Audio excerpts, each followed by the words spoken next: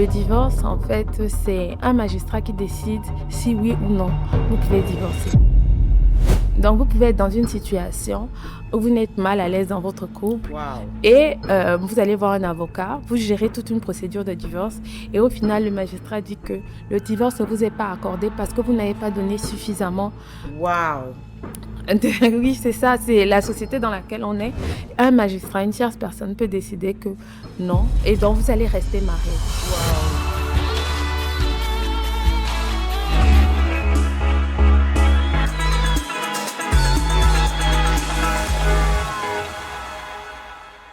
Deep conversations with the right people are priceless. That is why we created this platform, What's Their Story, to share inspirational stories from leaders around the globe who can inspire us to take just that one leap further. Today on our podcast, we have a brilliant mind, an inspirational woman, an advocate, not just for the legal system, but for women empowerment. Gael Ngay is the managing attorney at Gay and Associate. Today we welcome her on What's Their Story. Let's roll. Good morning and welcome to the podcast. How are you? Fine. Excusez-moi, je vais parler en français, mais je me No porte need to bien. excuse yourself, that's fine. D'accord. How are you doing today? Je vais très bien, merci beaucoup. Et merci de m'avoir invitée. Thank you. On se dit que pour être un avocat, il faut être une menteuse perpétuée. Est-ce que ça c'est vrai ça? Non, ça commence très très fort, mais en ce qui me concerne, moi je ne sais pas mentir. Vraiment, je ne sais pas mentir. C'est un petit défaut que j'ai. Je l'ai depuis l'enfant, je ne sais pas mentir. Mais par contre, je sais habiller, travailler la vérité. Wow, j'aime comme tu as dit, habiller et travailler la vérité. As a child, have you always wanted to be a lawyer? Oui, toute ma vie en fait, toute ma vie, à partir de 8 ans, j'ai su que je voulais devenir avocate parce que j'avais des modèles féminins qui étaient assez forts, beaucoup de personnalité et ma propre marraine était avocate. Donc, et ça représentait pour moi la force, l'intelligence, l'ambition. Donc, j'ai toujours voulu, malgré les erreurs de parcours, orientation, difficulté de trouver stage, je savais, ceux qui me connaissent depuis bébé savent que Gaëlle sera avocate. I love that certainty. So from you're actually living your dream. Yes, totalement. Tous les jours que Dieu fait, et c'est ma philosophie de vie. Je suis poisson. Les poissons sont rêveurs. Et donc, on rêve et après on agit selon nos rêves. Ça, c'est ma philosophie. Tell me about your childhood. What kind of a young child were you? What kind of a family dynamics are you from? En fait, je viens d'une famille de 4. J'ai juste un seul frère, donc on était 2. Et j'ai vraiment grandi sous la coupe de mon père et de ma mère. Donc j'ai eu une éducation assez sévère, tant au niveau, de la manière dont je me comporte et mes standards de vie. Donc j'ai une vie sévère, j'ai eu une éducation sévère et ma mère était enseignante. Je ne sais pas, pour ceux qui ont eu des enfants, des parents enseignants, ils savent ce que c'est. C'est-à-dire qu'on te donne un livre à lire par semaine, tu dois le résumer, tu ne sors pas beaucoup. Vraiment, c'était très restrictif. Mais quand j'étais plus jeune, j'aspirais à être beaucoup plus ouverte, comme les autres. Mais maintenant, je me rends compte que cette éducation très stricte m'a aidée en fait à faire ce que je voulais faire. So you're a lawyer today, you're practicing. You've been called to bar Quebec and Cameroon. Tell me, is this it? Is this what you've always thought it was going to be? Being a lawyer, practicing, did it match your expectation? Ça, c'est une bonne question. Parce que de toute façon, en plus d'avoir toujours voulu être avocate, j'ai toujours regardé les séries d'avocates jusqu'à présent. C'est-à-dire que je m'imagine... Suits, c'était le dernier, mais il y avait des anciens comme Ali McBeal, Boston Legal. J'ai regardé NYPD, j'ai tout regardé, même Colombo. C'est-à-dire qu'à chaque fois qu'il y avait un avocat dans une série, je regardais et je visualisais. Mais maintenant, en fait, entre la vision, l'imagination et la réalité, bien sûr qu'il y a un fossé. C'est-à-dire que j'ai un peu pratiqué aussi au Québec. Entre le Québec et le Cameroun, il y a un fossé. Entre le Cameroun et la fiction, il y a également un fossé. Mais ce qui est bien ici, c'est que la profession reste la même. C'est une profession enrichissante au niveau intellectuel et pleine de rebondissements. Il y a beaucoup d'actions. C'est ce que j'aime. C'est-à-dire que tous les jours ne se ressemblent pas et tous les jours, on apprend quelque chose. Donc, c'est sûr que, comment on dit, 90% de la procédure est écrite. Donc, 10%, on n'a pas les effets, comment dire, de toche, comme dans les films. Il n'y a pas ça. Mais il y a toujours de l'action, il y a toujours comment dire, de la réflexion, du dilemme, il y a tout ça. Donc, je n'ai pas une vie passive, j'ai une vie très excitante. So before starting your own firm, did you work for another firm? Oui, j'ai travaillé parce qu'en fait, comme je suis managing partner du cabinet d'avocats, je me suis jamais dit que forcément c'est ce qui allait se faire. Je m'étais dit peut-être que j'aurais mon propre cabinet quand j'aurais 55 ans, 60 ans. Disons que je m'étais pas donné un deadline. Mais ce qui s'est passé, c'est que j'ai eu une expérience professionnelle au Canada, à Québec justement, et j'ai fait au moins 1, 2, 3, 4, 5 cabinets ici au Cameroun. Et donc, juste pour vous expliquer, au Cameroun, il n'y a pas encore, en tout cas, beaucoup de gros cabinets. Donc, on n'a pas en fait cette culture de méga cabinets qu'on a par exemple en Angleterre, aux États-Unis, au Canada, où il y a 100 avocats et il y a de gros dossiers. Donc, il y a plusieurs petits cabinets et des gros cabinets quand même. Mais une fois que tu as fait le tour des cabinets, tu te poses la question de qu'est-ce que je fais?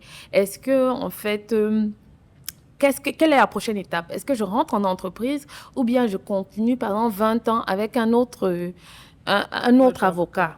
Et pendant ce process, c'est vrai que j'ai commencé à m'intéresser au management des cabinets d'avocats, à comment les managers géraient les autres avocats, comment on allait recruter des clients. Et je me disais, c'est quelque chose que je peux faire. Quand je compare le nom Kabinenge et Oui. Gayenge, are you a founding member? Are you... Oui, oui, je n'ai pas peur de le dire, oui, oui. En fait, je me suis So dit... you own it? Yes, I own it. I own it. I own it. It's my baby. It's my first baby. En fait, je suis tombée enceinte en même temps que j'ai ouvert le cabinet. Enfin, un peu avant, j'ai ouvert le cabinet, mais il y a eu une ouverture physique quand je suis tombée enceinte. Donc, je considère que le cabinet, c'est l'enfant aîné de ma fille. That's dangerous, you know. Yes, That I means know. you're giving your entire life, your entire world to the cabinet. But it's good because it shows how passionate you are with what you do. Yes. Now tell me, what key steps do I need to know to become a lawyer? Pour être, comment dire, un avocat, je pense que ça, c'est un message qu'il faut donner aux jeunes. Il faut aimer lire. Il faut aimer lire, il faut être curieux, il faut aimer travailler et il faut accepter la critique. Ça, c'est d'abord l'état mental dans lequel il faut être pour être avocat. Bien sûr, après ça, on peut décider au niveau pratique, on va faire des stages auprès des avocats parce que ça peut être long, moins long, mais il y a des stages qu'on fait avant de devenir avocat stagiaire. Et ensuite, quand on est avocat stagiaire, on a encore des années avant de prêter serment au grand tableau. Donc, c'est plusieurs étapes et des fois, dans ce contexte, ça peut prendre 5 ans comme ça peut prendre 15 ans. L'essentiel, c'est que c'est un process où tu es d'abord un postulant, ensuite tu es un avocat stagiaire, ensuite tu es un avocat et ensuite tu prêtes serment au grand tableau. Wow. You are a registered member, right, at the Quebec Bar. Yes. Why choose to practice in Cameroon? C'est vrai que c'est une question qu'on me pose beaucoup, mais pour être honnête, quand je suis partie, je partais pour aller chercher quelque chose et revenir avec au Cameroun. Donc, je me suis jamais dit que je vais me chercher. Donc, dans ma tête, je me suis toujours dit que je vais capitaliser sur l'expérience que j'ai à l'extérieur pour la ramener ici. Bien sûr, c'était idéaliste parce que je n'avais pas de plan ici. Je ne savais pas comment ça allait se passer ici. Et j'avais une vision même idéalisée de ce qui allait se passer ici. Quand je suis arrivée ici, c'était un peu différent.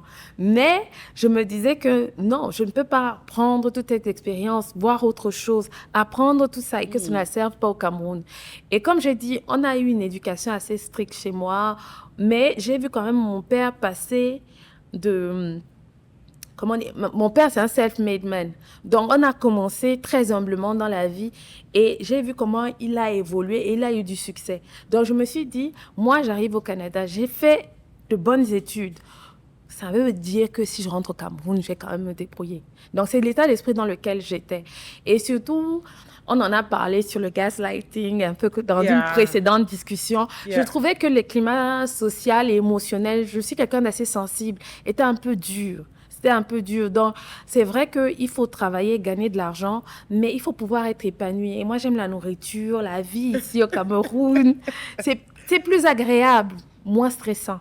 Donc, je me suis dit, écoute, on vit au Cameroun. Mais on dit qu'au Cameroun, il n'y a pas la loi. Cameroun, c'est un pays avec la loi, mais il n'y a pas la loi. What's your opinion on that? C'est vrai qu'on dit ça beaucoup, mais en fait, je pense que aucun système de loi n'est parfait. Partout, aux États-Unis, au Canada, en Angleterre, il n'y a aucun système de loi qui est parfait. Le système de loi, comme toute création humaine, est imparfait. Mais maintenant, on est dans des sociétés qui sont beaucoup moins avancées. Forcément, les défauts vont être un peu plus criards. Mais nous sommes ici, la nouvelle génération d'avocats est là et travaille pour que les dysfonctions s'arrêtent. C'est-à-dire que même au niveau de l'action des magistrats, tous les jours, les gens dénoncent les mauvaises actions des avocats, des magistrats. Donc, il y a en fait un mouvement où, notamment avec les réseaux sociaux et les téléphones, on peut enregistré, il y a beaucoup de magistrats et d'avocats qui sont dénoncés pour leurs mauvaises pratiques. Ça, c'est clair. Et quand on travaille, en fait, dans le métier de tous les jours, dans les affaires, on se rend compte qu'on arrive à gagner des affaires malgré ce qu'on dit. On arrive à établir la justice. Donc, c'est vrai que c'est pas parfait. Il y a des cas de corruption, il y a des cas d'ingérence. Mais quand même, il y a la possibilité de travailler au Cameroun dans le droit et d'obtenir des résultats. Maintenant, c'est nous, la nouvelle génération, qui devons changer les choses parce que dans 15-20 ans, on sera en charge. Donc, si on a les bons principes maintenant, on va pouvoir éradiquer tout ce qui nuit en fait à notre système. Donc, je préfère être optimiste plutôt que pessimiste. Ça me permet d'avancer.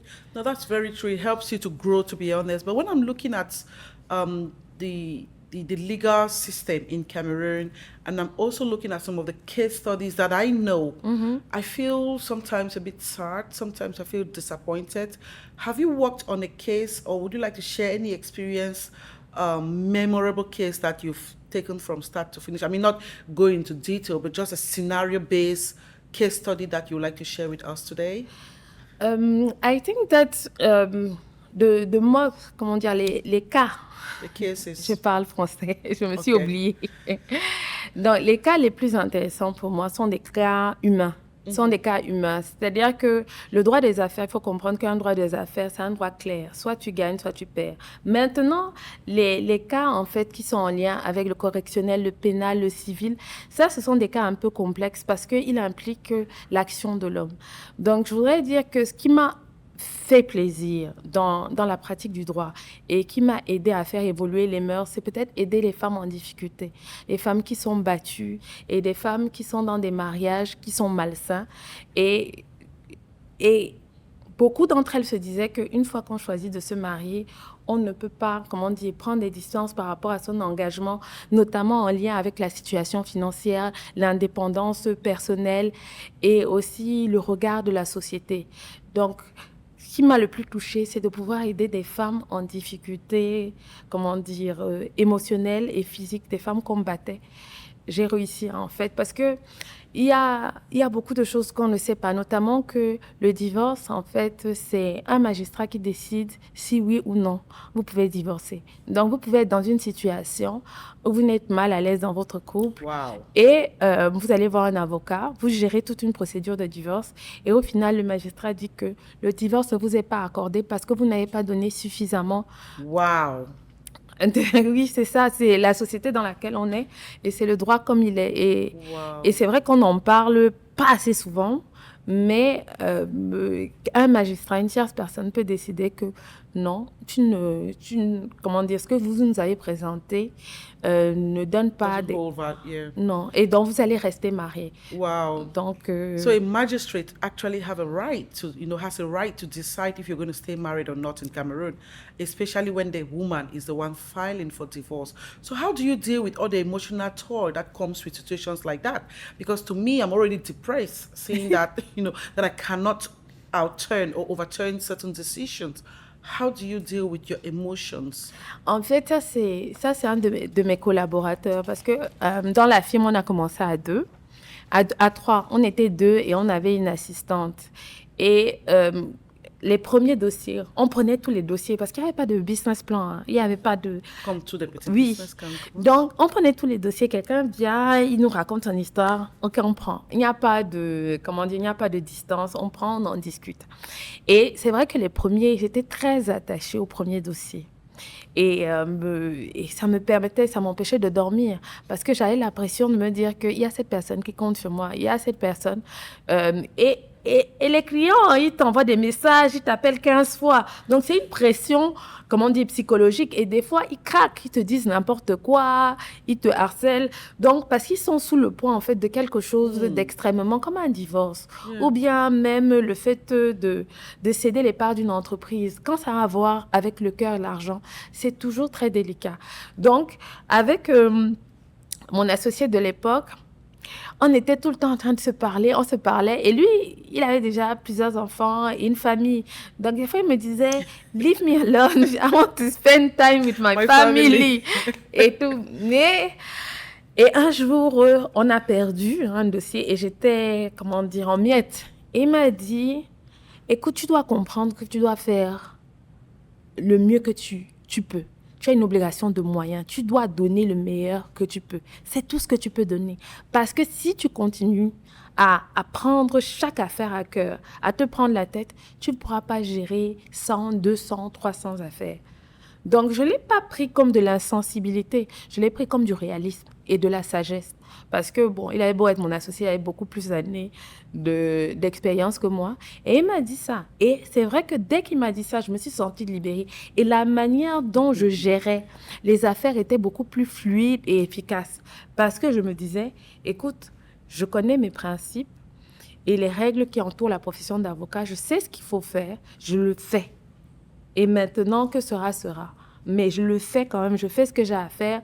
Mais ce n'est pas, comment dire, c'est aussi une question de maturité. Je ne peux pas toujours gagner au premier coup. Parce qu'il y a ce qu'on appelle l'appel, l'opposition, etc., etc. Il faut juste que je sache exactement ce que je dois faire et je reste droite dans mes bottes. Donc ça, c'était une leçon de vie. Do you think having, I know that's not in the script, do you think having a partner who was much more experienced than you and knew a lot more helped you to build some of the resilience that you have? Oui, et en fait, ce qui se passe, c'est quoi? C'est que dans ma construction, j'ai toujours été très réaliste.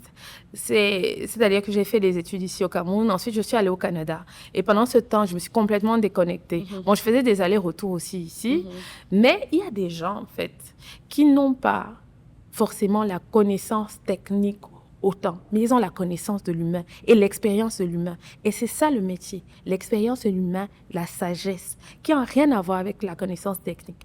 Donc, je n'avais pas me gonfler parce que je savais rédiger, j'avais tel bachelor, j'avais de telle université.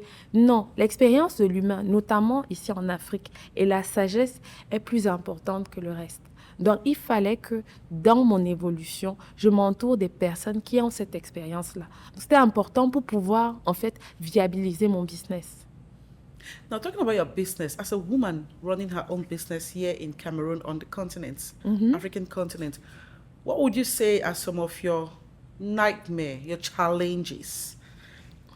Oui, bon, le premier challenge, c'est la crédibilité. Parce que pour une raison particulière, je ne comprends pas pourquoi on fait moins confiance aux femmes, alors que les femmes ont de bonnes notes à l'école. Ça, je le dis souvent. C'est quand on était à l'école, les femmes avaient les meilleures notes. Et comment dire, on a passé l'examen de la même manière, mais pour une femme, on a tendance à croire que peut-être elle est un peu plus légère, peut-être elle fait moins attention à certaines choses, et surtout comme un métier comme le métier d'avocat, c'est un métier de poigne. Donc, on se dit que est-ce que la femme a les coudes nécessaires pour aller se battre? Mais c'est toujours ça. Donc, est-ce qu'il ne faut pas plutôt envoyer? Ce n'est pas un travail d'homme. Et après, on se dit que oui, la femme, elle doit rentrer chez elle, elle doit s'occuper de ses enfants, et peut-être qu'elle n'aura pas le temps et l'engagement et la détermination et tout. C'est une série de stéréotypes qui sont là.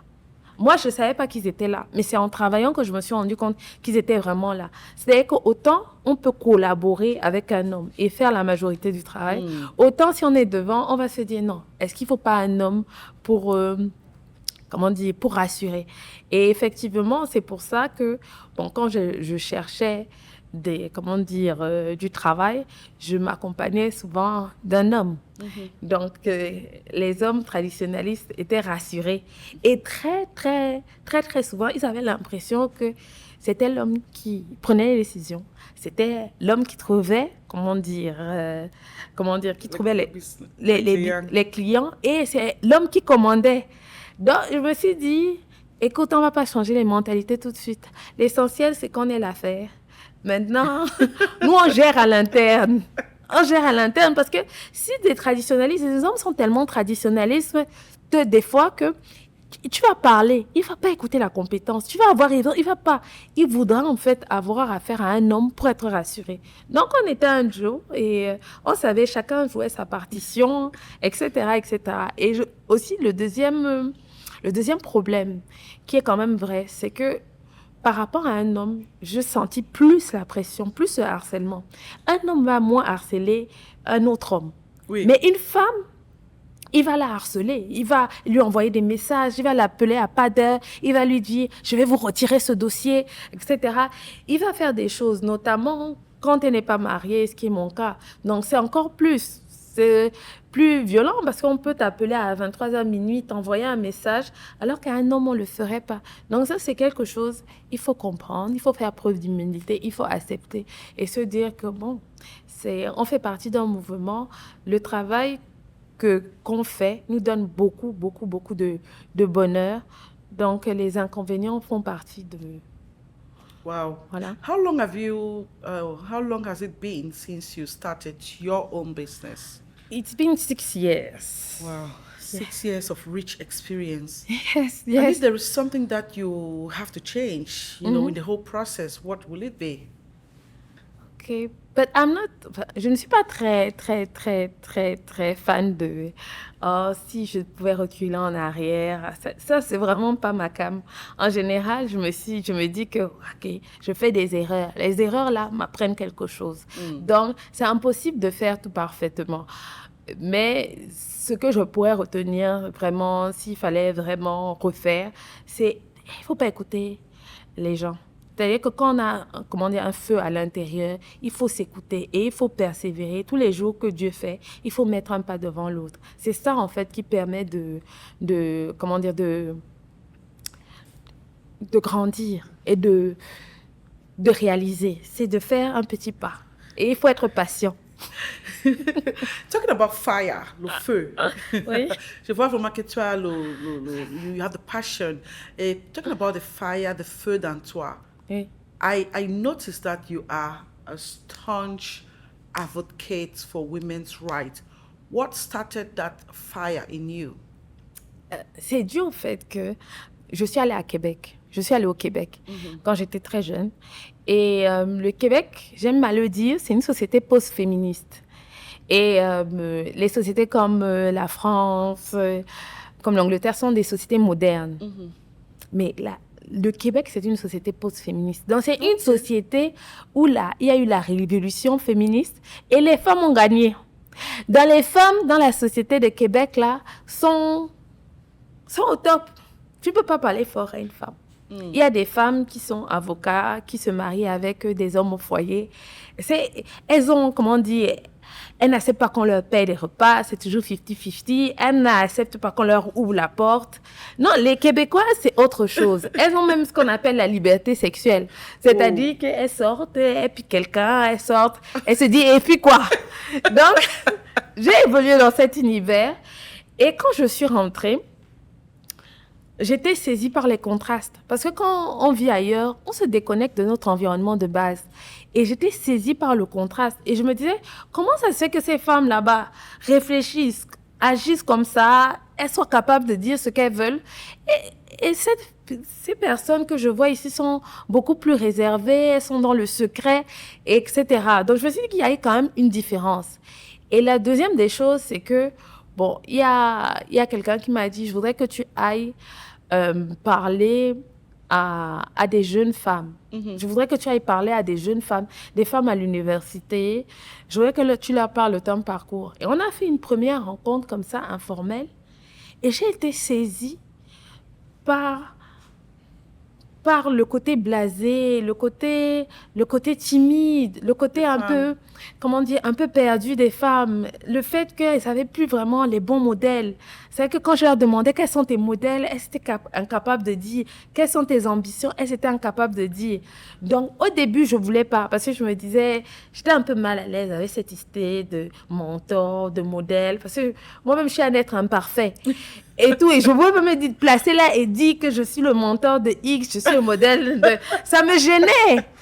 Mais quand j'ai discuté avec les jeunes filles, je me suis dit, OK, peut-être que je ne suis pas un modèle, peut-être que je ne suis pas un mentor en tant que tel, mais je pense que dans ces conversations, elles peuvent retirer quelque chose. Donc, je vais multiplier ces conversations et au mieux même pire, je vais utiliser les réseaux sociaux pour partager mon message, pour que celles qui veulent entendre, entendent et qu'elles me rejoignent dans le mouvement.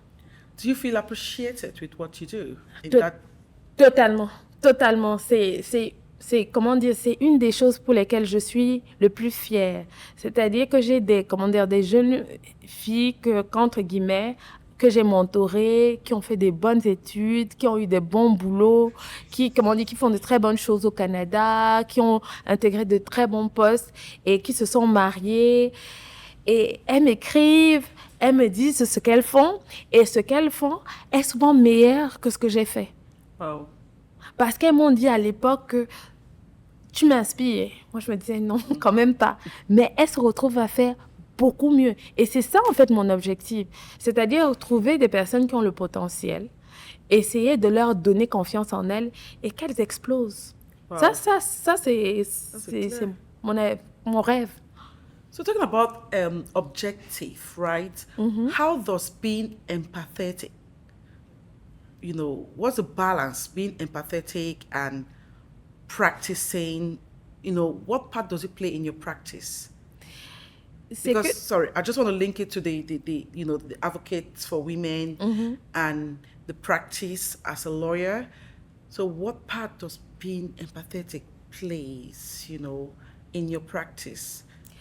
C'est très important comme question parce que une fois, je parlais avec un collaborateur et le collaborateur m'a dit, j'ai lu un livre de management et j'ai vu que le management que vous exercez, c'est un management de style familial. Et moi, je connaissais pas, puisque forcément, j'ai pas étudié le management. Je fais quelque chose, mais je suis incapable, en fait, de le décrire de manière technique. Et lui m'a dit que ça, c'est ce qu'on appelle le management familial. Mais il faut comprendre, comme j'ai dit tout à l'heure, j'ai grandi dans un milieu très strict. Donc, je suis stricte, je suis sévère. Malgré les apparences, je suis sévère. Oui. Mais j'ai en fait, je suis sévère par l'éducation, mais je suis empathique, assez sensible de cœur. Donc, j'essaye de gérer ça. C'est-à-dire que le fait que je sois sensible, quand j'ai développé le cabinet, je n'avais rien à dire. Je n'avais rien, je n'avais rien comme background. Je ne pouvais pas dire que j'ai tel client, j'ai telle visibilité, mais c'est le rapport, le lien que j'ai eu avec chacun de mes collaborateurs. C'est-à-dire que je leur ai expliqué ma vision et ils sentaient bien que mon objectif, ce n'était pas de briller toute seule ou bien d'avoir toute seule, mais c'est d'entraîner un groupe de personnes pour qu'eux aussi ils brillent. Et c'est juste sur cela, en fait, que j'ai eu des collaborateurs. Sur ce côté, sensible. C'est-à-dire, j'ai eu des rencontres, je leur ai dit, voilà ma vision des choses. Et c'était vraiment aussi simple que ça. Pas de bluff, pas de mensonge, juste des sentiments. Et ça a permis, ça a créé la loyauté et un lien particulier avec mes collaborateurs. La plupart de mes collaborateurs sont encore là. Wow. Et c'est très important. That's very rewarding. And I think that answered the question about the reward that you have, not just as a lawyer, but also as a managing attorney in a firm where you have to connect with your, with your collaborators, with your partners, and also with your clients. Let's tap a little bit into your moral standards, Have you been in a situation where there was a dilemma between your moral standard and what the law requires? And how did you deal with that? Je suis une femme bassa. Ah bon. Okay. Pour les femmes bassa, il y a juste une vérité, il y a une façon de faire, c'est apprendre ou à laisser. Donc c'est comme ça en fait, c'est mon rapport avec ma moralité. J'ai des principes et je ne m'en, comment dire, je me divertis pas. Et en plus, il y a, comment dire, il y a tout un code de déontologie autour de la profession d'avocat. Donc entre mes principes auxquels je m'accroche et le code de déontologie, la marge de manœuvre est un peu limitée. Mais c'est vrai qu'il y a eu des situations où j'étais un peu en conflit. Mais quand je me suis retrouvée en conflit, j'ai toujours choisi mes principes. C'est d'ailleurs que, et c'est vrai que malgré les pressions, etc., parce que, comme je vous ai dit, c'est pas un métier que je fais parce que c'est un métier de rêve, c'est un métier d'ambition, d'impact. Et c'est vrai que s'il faut faire, en fait, s'il faut trahir ses principes pour de l'argent, je pourrais plus me regarder dans les yeux. Donc, je sais que je dois toujours rester fidèle aux principes qui sont les miens. Les miens. So you choose your principle over money. Enfin, totalement, totalement. C'est-à-dire qu'il y a des gens qui viennent, qui me disent que oui, tel avocat peut faire ci, peut faire ça. Je leur dis, allez. Et comme ça, en fait, c'est comme ça que j'ai développé. Autant au début de la pratique, je refusais aucun client, mais je me suis rendu compte qu'en ne refusant aucun client, je pourrais me retrouver dans des dilemmes moraux comme cela. Donc, j'ai appris à refuser. Donc, quand quelqu'un vient avec quelque chose qui ne me correspond pas, quand ça prend une allure qui ne me correspond pas, je refuse. Wow. So how do you cope with the pressure of knowing that your decisions, your actions can actually have a profound impact on someone's life? Comment dire, et ça, c'était un des premiers problèmes que j'avais quand je commençais, justement, quand j'ai eu la conversation avec le collaborateur. Mais comme il m'a parlé de la, comment dire, de toujours faire de mon mieux et de rester, en fait, il faut toujours quand même remettre les choses en perspective. C'est-à-dire que je reste toujours fidèle au code de déontologie, à ma loi personnelle. Et je reste quand même quelqu'un qui fait des choses par bonne intention. Donc, ces deux principes font que, au final, je veux dire, je dois être une mère pour mon enfant et je dois être un modèle pour elle. Tous ces trois principes font que je fais toujours de mon mieux en termes professionnels. Et personne ne peut m'attaquer sur mon professionnalisme. Comme personne ne peut m'attaquer sur mon professionnalisme et mes valeurs, c'est vrai qu'il y a une portion qui ne dépend pas de moi. Ça dépend de Dieu et ça dépend des magistrats. Je peux me regarder, comment dire, dans la glace. Et je ne peux pas, si j'avais des dilemmes moraux, peut-être que ça m'empêcherait de dormir. Mais je sais que je n'en ai pas. Et je sais que j'arrive à dormir le soir, que je fais toujours de mon mieux. Je suis professionnelle. Donc, ça me permet de gérer la pression. Et aussi, avec le temps, on prend des galons. Quand on est plus jeune, on est plus expérimenté, on a plus peur. Mais au fur et à mesure, on devient courageux. C'est le courage, c'est l'audace. Wow. If you were given an opportunity, it's not here. If you were given an opportunity to change some of the laws in Cameroon, which one would be the first one that you're going to strike off? Oui, je trouve que les règles sur le mariage sont assez arriérées. Honnêtement, vraiment, honnêtement, sur le statut de la femme, elles sont un peu arriérées. Et notamment, son rôle dans le mariage et dynamique entre le mari et la femme. Ça pourrait être évolué, carrément. De manière, en fait, à permettre à la femme d'avoir une certaine marge de manœuvre. Parce que dans notre code civil, malheureusement, la femme est un peu chosifiée. Ça, c'est une réalité. Et la loi les lois doivent être en adéquation avec le mode de vie. Vous parlez de ça tout à l'heure. Il y a des femmes qui sont de corporate world, il y a des femmes qui sont des entrepreneurs, il y a des femmes magnifiques qui font des métiers qui leur apportent de la notoriété et de l'argent. Il ne faudrait pas que dans le code civil, elles restent comme des choses. Ce ne sont plus des choses. Elles ne sont plus, ce sont des femmes qui ont un intellect, qui ont de l'ambition, qui sont capables même de développer leur famille à l'instar de l'homme.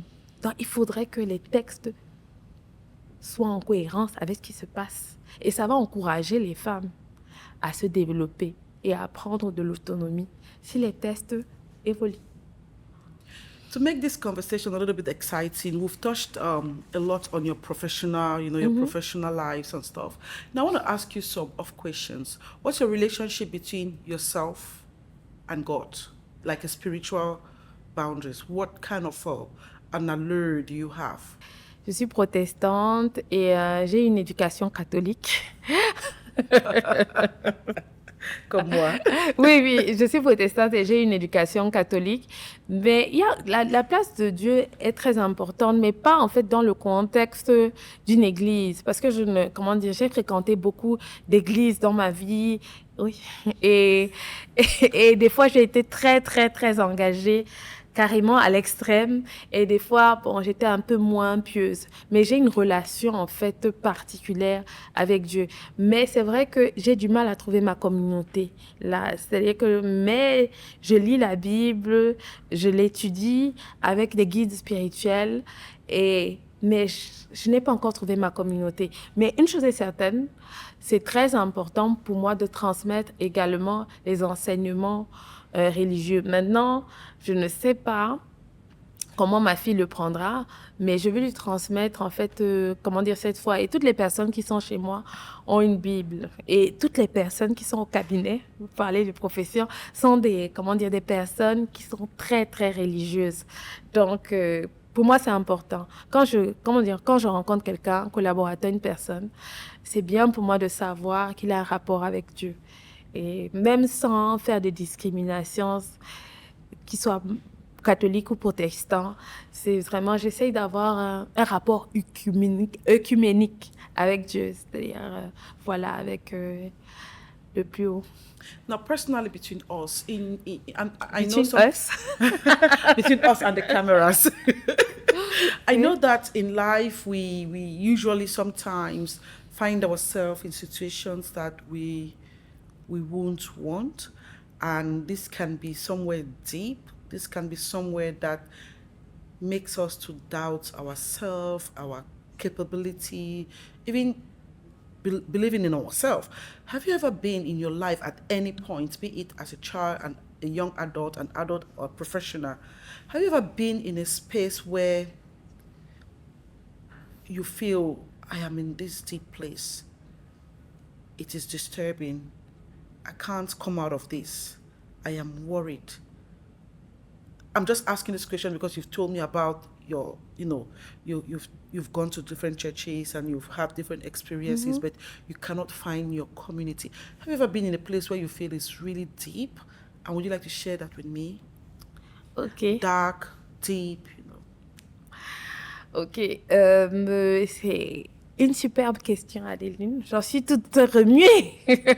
Effectivement, c'est une très belle question. Et toute la motivation, on parlait du feu tout à l'heure. Oui. Le feu vient de ces périodes de doute, en fait. C'est-à-dire que l'hyperactivité, la volonté, l'ambition vient de cette période de doute. Parce que j'ai eu plusieurs étapes dans ma vie. Et une des étapes, c'est que j'ai été mariée, donc j'ai divorcé. Et le retour du divorce, ce n'était pas un retour intéressant au niveau social. Donc on te méprise un peu quand tu divorces. Quand tu es divorcé, ça c'est vrai, on te méprise. Et aussi, je sortais d'une situation où on me disait que je n'avais pas forcément besoin de travailler. Donc, le fait d'avoir des ambitions, tout le monde me bloquait. J'avais le sentiment que tout le monde me bloquait parce qu'on se disait que non, pourquoi tu ne restes pas mariée? Pourquoi tu es comme ça? Et donc, en fait, je pense que j'ai subi un traitement, injuste. Un traitement injuste parce que j'avais des ambitions et j'avais fait un choix et je voulais me retirer du choix. Et déjà, comme tu disais tout à l'heure, j'étais déjà le fait de sortir du mariage. Quand j'étais dans le mariage, je sentais que je ne devais pas rester. J'avais l'impression que personne n'allait m'aider à en sortir. Et une fois, en fait, la peur, en fait, de sortir du mariage, une fois que j'étais sortie, pour divorcer, c'était aussi autre chose. Et ensuite, subir le regard des autres, le mépris et la malice, ça, c'était quelque chose qui m'a fallu accepter. Et il a fallu, en fait, et tout le monde, en fait, négligeait mes rêves d'entrepreneuriat et d'indépendance. On se disait que c'était une lubie. Et peu de temps après ça, c'est vrai que c'était difficile d'avoir une crédibilité en tant qu'individu, en tant que femme. avoir le respect.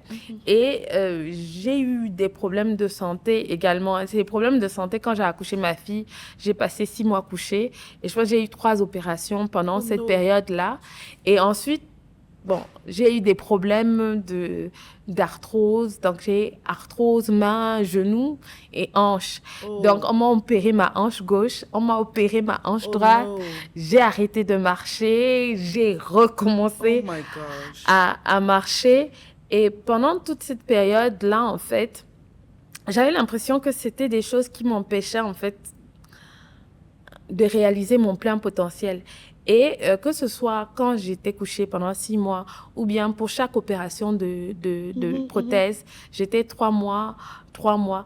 Donc, ça fait que dans ma vie, je suis restée en fait couchée 1 an. Wow. Et pendant ces 1 an, j'ai réfléchi. J'ai réfléchi à ma vie, j'ai réfléchi à la perception du monde. Et c'est comme ça que je me suis complètement décomplexée. C'est-à-dire que je me suis dit, on n'a qu'une vie. Si juste le fait de marcher, de pouvoir porter des talons, de pouvoir voir du monde, de pouvoir faire, est une bénédiction, ça veut dire qu'il faut que tu fasses tout ce que tu dois faire pendant ton temps sur Terre. Et c'est comme ça que j'ai changé. C'est ces expériences-là, en fait, qui m'ont changé. Le fait, parce que quand j'étais couchée, disons que je ne pouvais même pas me laver toute seule, c'est des gens qui me lavaient. C'est-à-dire que je ne pouvais pas me nourrir. Donc, j'ai eu cette période où j'étais complètement dépendante et je ne savais pas, en fait, quel pouvait être mon avenir. Et ça m'a aidée parce que maintenant, tout ce que je le fais avec force et détermination.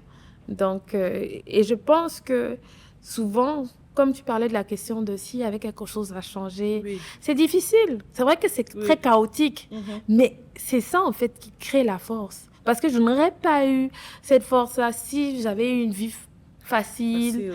Et comment dire, je pense que je n'aurais pas eu parce que je serais restée dans la superficialité, dans le superficiel. C'est le fait d'être avec soi-même. Parce que quand on est malade aussi, quand on est malade, quand on est en bonne santé, il y a tout le monde qui nous tourne autour. On est heureux. Mais quand on est malade, on est seul. Et quand on est seul pendant 6 mois, pendant 1 an, on réfléchit beaucoup. Donc, merci pour cette question, Adeline. Mais je pense que c'est ces moments qui m'ont donné en fait l'envie et la motivation de faire tout ce que je fais aujourd'hui. I think I've just developed a different set of respect for you and being resilient, looking at you with all the things you've achieved. You will never, I will never have guessed, on this podcast. I always try to find out what gives people that strength. And I can see where you're coming from. Do you think if you had remained married, you would have been or become who you are today? Non. Pas du tout, pas du tout. Désolée. Mais c'est vrai, c'est vrai, c'est vrai. Et en fait, c'est pour ça que dans la vie, il y a certaines décisions qui sont difficiles. Mais plus ces décisions sont difficiles, plus elles ont de l'impact dans l'existence. Elles sont difficiles parce que, comme on parlait il y avait un vrai challenge, il y avait un dilemme. Parce qu'en fait, quand il y a le mariage, c'est 2 familles qui s'unissent. Et il y a des familles qui sont plus fortes que d'autres. Oui. Donc, quelle est ta marge de manœuvre? Tu te dis que, mais si tu refuses telle situation, tu n'auras plus rien, tu ne seras plus rien. Et les gens te montrent que tu ne seras plus rien, que tu n'es plus rien. Donc, il faut accepter, de temps en temps, de ne plus être quelque chose que les gens te rabaissent si tu sais que tu as des rêves. Donc, c'est les mêmes personnes qui te rabaissaient hier qui maintenant te disent « Ah, maître, c'est comment ?» alors qu'ils te rabaissaient hier. Wow. So do you think, did that experience change your whole idea about marriage, or is this something that you would do again? The right man comes. No, I will do it. I will do it. I will do it, but on my own terms. Okay. Of course, on my own terms. Of course. Et c'est pour ça que je dis souvent aux femmes qu'il ne faut pas idéaliser le mariage. Hein. Il faut voir le mariage pour ce qu'il est. Et à partir du moment où tu vois le mariage pour ce qu'il est, ça te permet de tenir. Si tu idéalises le mariage, tu te perds. Mais il faut vraiment voir le mariage et la personne avec qui tu vas être pour ce qu'il est. Et toi-même, tu vas comprendre que le mariage est difficile. Mais idéalement, le bon mariage te permet de progresser. So if there's one lesson that you want to that you took and that you're not going to do it in your next marriage, what will it be? Or if at all God bless you with a new partner or husband or something, what is that one thing that you will not compromise or that one thing that you will not do? Il y a la première des choses, c'est que il ne faut pas vivre pour les apparences. Il ne faut pas vivre pour les apparences. Il faut vivre pour soi-même. Il faut être authentique. Donc, c'est important d'être authentique. Le mariage, ce n'est pas une pièce de théâtre. Il faut être authentique. Il ne faut pas vivre pour les autres. Et, comment on dit, il ne faut pas laisser les gens rentrer dans son mariage. Le mariage, c'est vrai que c'est comment dire, en Afrique, c'est la société, c'est les familles, mais il faut savoir exactement pourquoi on se marie et il faut maintenir une forme, comment dire, de solidarité et d'intimité avec son mari. C'est-à-dire que il y a des choses que vous deux seulement, vous devez savoir. Et aussi, ça va avec l'authenticité. C'est-à-dire qu'il faut être capable de fixer ses règles avec son mari. C'est-à-dire lui dire que probablement, honnêtement, je ne suis pas à l'aise avec cela et j'aimerais être cela. Il faut pouvoir parler dans le respect. Il faut pouvoir parler et s'exprimer. Parce qu'il y a beaucoup de femmes qui pensent que être mariée, c'est ne pas s'exprimer, être frustrée. Non, il faut s'exprimer et il faut pouvoir s'exprimer respectueusement, intelligemment, mais il faut s'exprimer. I love this conversation. I can go on forever, but unfortunately, we haven't got more time. I'll just ask you this one last question and then we'll wrap up. What is your leadership style? And how do you bring this on the table subtly without appearing overpowering or overbearing? Because you're a very powerful woman, I can see. I mean, I don't want to meet with you in court. Because I know where that's going to go. So what's your leadership style and how do you bring this on the table? Je pense qu'on a parlé du maternel, là, puisque c'est mon collaborateur qui m'a parlé de ça.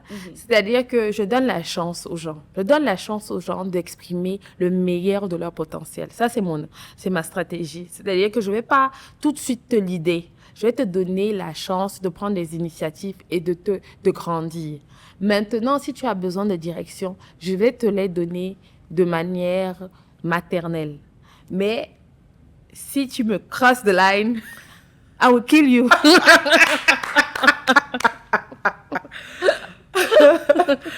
Oh my God, this is such a sweet podcast. I'm loving it. I can go on forever and forever. And is there something you want to share? Is there any last message you want to give us? Is there anything you want to drop out there, be it legal practice, be it living in Cameroon, be it marriage, any last final words that you want to give to our listeners? Okay, je voulais en fait te remercier en fait pour l'opportunité, la gentillesse, parce qu'on a eu un rapport à distance et directement tu m'as dit il faut qu'on se revoie et je pensais que c'était une promesse en l'air et finalement on l'a réalisé. Dans le message que je veux donner vraiment aux Camerounais, un peu de solidarité, un peu de solidarité, un peu de solidarité, c'est très important parce que il y a la possibilité, dans la solidarité, il y a la possibilité de grandir. Tout le monde n'est pas méchant, tout le monde n'est pas aigri. Il faut qu'on soit solidaire. Il faut, parce que ça me plaît de voir une femme intelligente, indépendante. Ça me plaît, ça me fait plaisir. Il faudrait qu'on soit 100 000, on soit 200 000. Voilà. Il faut qu'on soit solidaire. I totally agree with you, and I love that.